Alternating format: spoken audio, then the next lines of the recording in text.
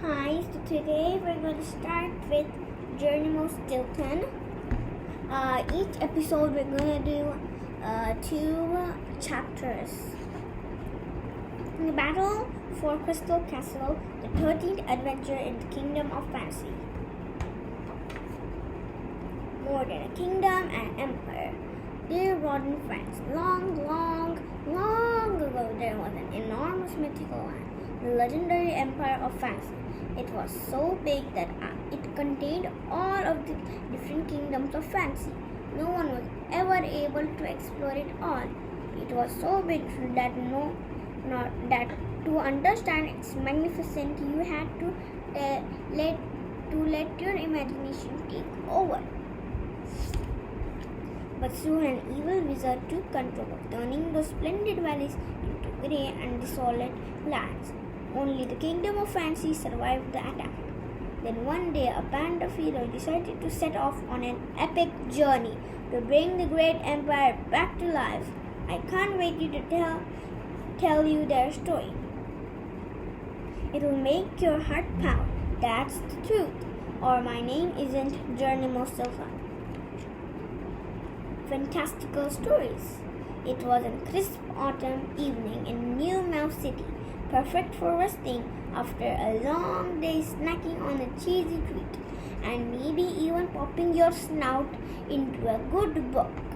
And then that was exactly what I was going to do.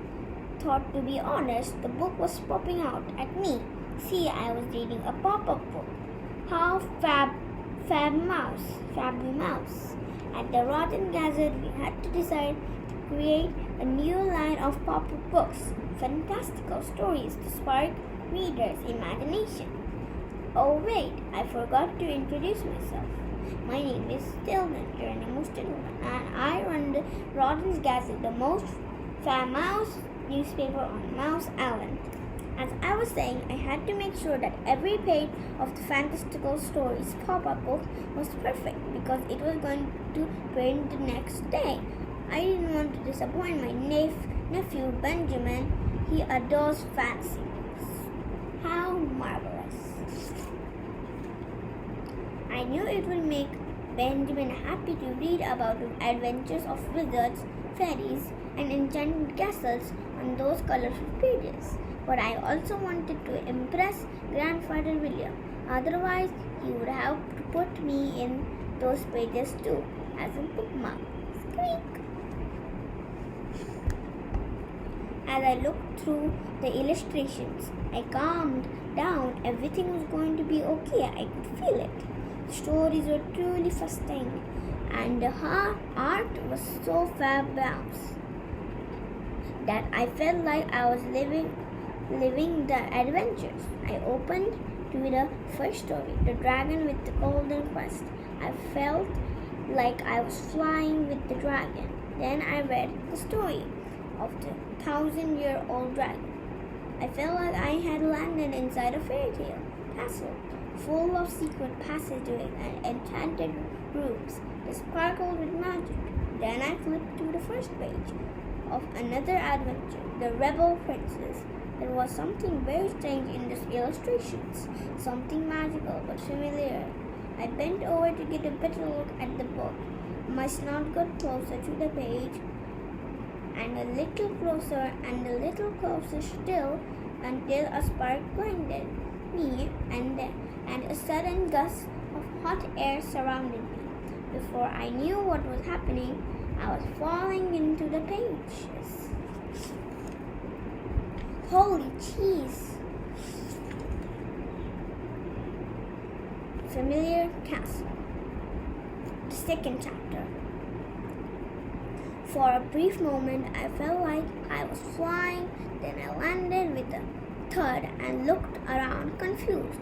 I was in a forest with trees whose branches swayed in the wind.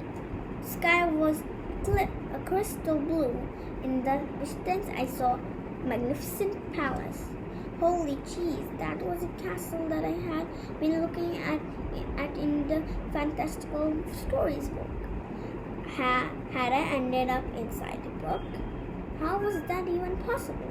I mean, I love getting into stories, but not like this. I gathered my courage and decided to walk toward the palace.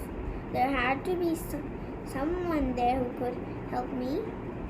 I walked and walked and walked until I was tired, exhausted, completely and totally spent. Finally, I got up close and saw sparkling blue castle. I rubbed my eyes. Could it really be? This looked like the crystal castle where Blossom, the queen of the fairies of the kingdom of fantasy, lived. If it was, my friend would definitely be able to help me. I ran even faster to the front gate. When I arrived at the castle, my heart was pounding. So that was the end of second chapter. So I had said in the starting we're only going to read 2 chapters. So see you till the next chapter. Bye.